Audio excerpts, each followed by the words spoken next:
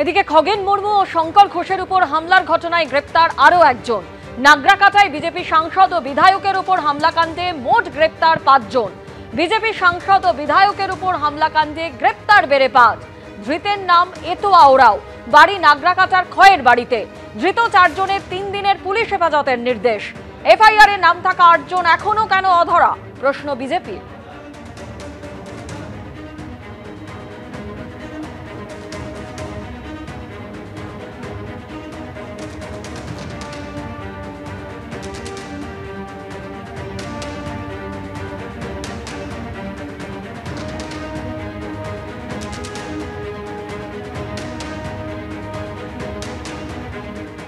খগেন মুর্মুর হামলাকাণ্ডে 13 থেকে 16 অক্টোবর রাজ্যের সব জেলা সদর দপ্তরে বিক্ষোভ দেখাবে বিজেপি।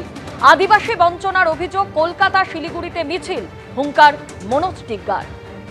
এই যে টিএমসির আদিবাসী বিদ্বেষী যে সারা পশ্চিমবঙ্গ কার্যকলাপ চলছে তার প্রতিবাদে আগামী 14, 15, 16 আমাদের যে 23টি অ্যাডমিনিস্ট্রেটিভ জেলা আছে সেই জেলাতে 13, 14, 15, 16 যে আমাদের অ্যাডমিনিস্ট্রেটিভ যে জেলাগুলো আছে সেখানে আমাদের বিক্ষোভ প্রদর্শন চলবে, ভালো একটা জমায়েত হবে।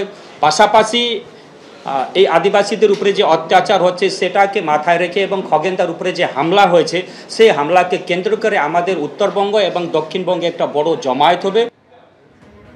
নাগরাকাটায় বিজেপি সাংসদ এবং বিধায়কের উপর হামলাকাণ্ডে এফআইআরে নাম থাকা 8 জন এখনো কেন অধরা, কেন তাদের গ্রেফতার করছে না পুলিশ, প্রশ্ন তুলেছে বিজেপি। কি বলেছেন শুভেন্দু অধিকারী, দেখুন। আপনাদের কি কারোর এতটুকু সন্দেহ আছে যে পশ্চিমবঙ্গটা লুম্পেন, গুন্ডা, জেহাদি, মস্তান তাদের হাতে চলে গেছে? 72 ঘন্টা হতে যায়, এফআইআর নেম লোকেরা একটাও অ্যারেস্ট হয়নি। এর থেকে লজ্জার কি আছে? যারও নাম এফআইআর নেই, ও তৃণমূলের সঙ্গে কথা বলে বন্দোবস্ত করে ওদের নিয়েছে।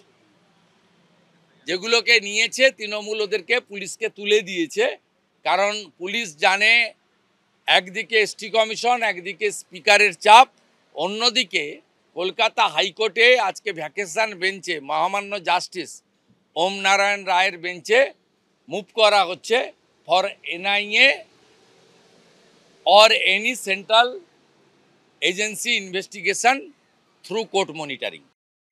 অমিত শাহকে নিয়ে এবার প্রধানমন্ত্রীকে সতর্ক করলেন মুখ্যমন্ত্রী। বললেন একদিন উনি বড় মির্জাফর হয়ে যাবেন। প্রধানমন্ত্রীকে কার্যত সাবধান করে দিয়ে মুখ্যমন্ত্রী আরও বক্তব্য, সবসময় অমিত শাহকে বিশ্বাস করবেন না।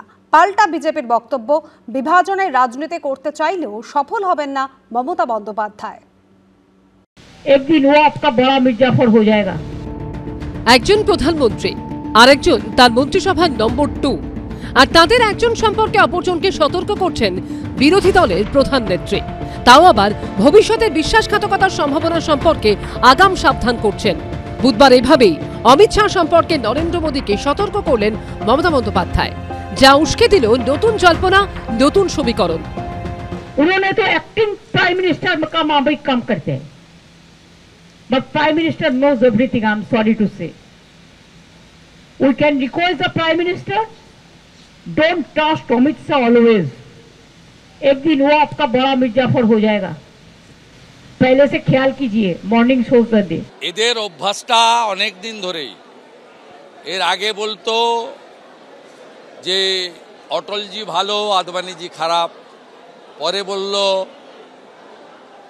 আদবানিজি খারাপ, মোদিজি ভালো, আরে আবার বলল মোদিজি খারাপ, মোদিজি ভালো, অমিত শাহজি খারাপ। এসব কথাবার্তা ওনাদের সার্টিফিকেটের দরকার নেই। ভয় পেয়েছে, আতঙ্কিত হয়েছে, পায়ে কাঁটা ফুটেছে। নরেন্দ্র মোদী ভালো, অমিত শাহ খারাপ, মমতা বন্দ্যোপাধ্যায় এই কৌশল বারবার নেন বলে অতীতেও অভিযোগ উঠেছে। কিন্তু তাই বলে অমিত শাহকে মির্জাফর আখ্যা দিয়ে হঠাৎ করে নরেন্দ্র মোদীকে সাবধান করতে গেলেন কেন মমতা বন্দ্যোপাধ্যায়? বিশেষ কোনো কারণ? জল্পনা রাজনৈতিক মহলে। প্রধানমন্ত্রী বিপদে পড়ুক, বাংলার মুখ্যমন্ত্রী চান না, তাই আগাম সাবধান করছেন এবং এই সাবধান বাণীর মধ্যে তিনি বোঝাতে চাইছেন যে আমি আপনার অত্যন্ত শুভাকাঙ্ক্ষী, ফলে আপনি দেখবেন আমার যেন কোনো বিপদ আপদ না ঘটে, তাই আপনার পাশে আমি সবসময় আছি। এটাকে সিম্বায়োটিক রিলেশন বলে, মানে একে অপরের পরিপূরক। রাজনৈতিক কৌশল অনেকটা হিমশৈলের মতো, যতটা উপরে দেখা যায় তার চেয়ে অনেক বেশি নিচে থাকে, যা চোখে পড়ে না। বিধানসভা ভোটের আগে কি এই ধরনের কৌশল আরো বেশি করে দেখা যাবে? সমীরণ পাল ও দীপক ঘোষের রিপোর্ট, এবিপি আনন্দ। নরেন্দ্র মোদী ভালো, অমিত শাহ খারাপ। গত এক বছরে বারবার এই অবস্থান নিয়েছেন মমতা বন্দ্যোপাধ্যায়। আর বুধবার এক ধাপ এগিয়ে কেন্দ্রীয় স্বরাষ্ট্রমন্ত্রীকে নিয়ে প্রধানমন্ত্রীকে সতর্ক করলেন মুখ্যমন্ত্রী। জানিয়ে আবার প্রশ্ন তুলেছে সিপিএম এবং Congress. We can request the Prime Minister, don't trust Amit Shah always. Modi ভালো, শাহ খারাপ। শাহকে বিশ্বাসের প্রশ্নে মোদীকে বারবার সতর্ক করা। একই পরিবারের দুই সদস্যকে নিয়ে ভিন্ন অবস্থান। গত এক বছরে একাধিকবার মোদীকে একপাশে সরিয়ে রেখে তারই ছায়ার সঙ্গে অমিত শাহকে আক্রমণ করেছেন মমতা বন্দ্যোপাধ্যায়। বুধবারও তার ব্যতিক্রম হয়নি। मीटिंग करके उसको लीडर आके बोलता है बंगाल में हम कয়েক लाख वोट का नाम बांट देंगे। आप कहिए अभी natural calamities, rainy season, festival, इसमें 15 दिन का अंदर ऐसा या थोड़ा ही होता है, सबको नाम तुलना पड़ेगा। ये क्या सोचता है ये लोग? बीजेपी का पार्टी का कमीशन होगा ना, commission for democratic rights, civic rights of the people होगा। ये पूरा अमित शाह का खेल है।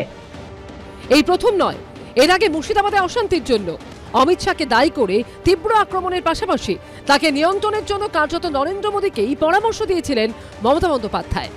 সবচেয়ে দেশের ক্ষতি করেছেন আপনি। মোদীজিকে আমি রিকোয়েস্ট করব, দয়া করে লোকটাকে কন্ট্রোল করুন। সমস্ত এজেন্সিকে দিয়ে দিয়েছেন ওনার হাতে, আর উনি সমস্ত প্ল্যান তৈরি করছেন। চলতি বছর টিএমসিপি প্রতিষ্ঠা দিবসের মঞ্চ থেকে অমিত শাহের ছেলে জয় শাহের প্রসঙ্গ তুলেছিলেন মমতা বন্দ্যোপাধ্যায়। জয় শাহের আইসিসির চেয়ারম্যান হওয়ার প্রসঙ্গ টেনে আক্রমণ শানিয়েছিলেন। পরিবারতন্ত্র করেন না অমিত বাবু, আপনার ছেলে ইন্টারন্যাশনাল ক্রিকেট বোর্ডের প্রেসিডেন্ট। তারও আগে নাম না করে অমিত শাহকে অ্যাক্টিং প্রাইম মিনিস্টার বলে নিশানা করেছিলেন Mamata Bandyopadhyay. I'm not talking about Prime Minister, but who is now acting Prime Minister. Sorry, may I repeat? Who is acting Prime Minister of this country? Amit শাহের প্রতি গরম হলে কি তাহলে নরেন্দ্র মোদীর প্রতি নরম মমতা বন্দ্যোপাধ্যায়? এমনটা হলে কেন? দিদি মোদি ভাই ভাই স্পষ্ট, এবং এইটাই কার্যত পরম্পরা, যে পরম্পরায় মমতা ব্যানার্জি চলছেন। বাজপেয়ী ভালো, আদবানি খারাপ, আদবানি ভালো, মোদি খারাপ, মোদি ভালো, অমিত শাহ খারাপ, মির্জাফর। আসলে দিদি মোদি ভাই ভাই। রাজনীতির সম্ভাবনার শিল্প, তাই রাজনীতিবিদরা যা বলেন তার নেপথ্যের কারণ নিয়ে জল্পনা চলবেই। সমীরণ পাল ও অনির্বাণ বিশ্বাসের রিপোর্ট, এবিপি আনন্দ।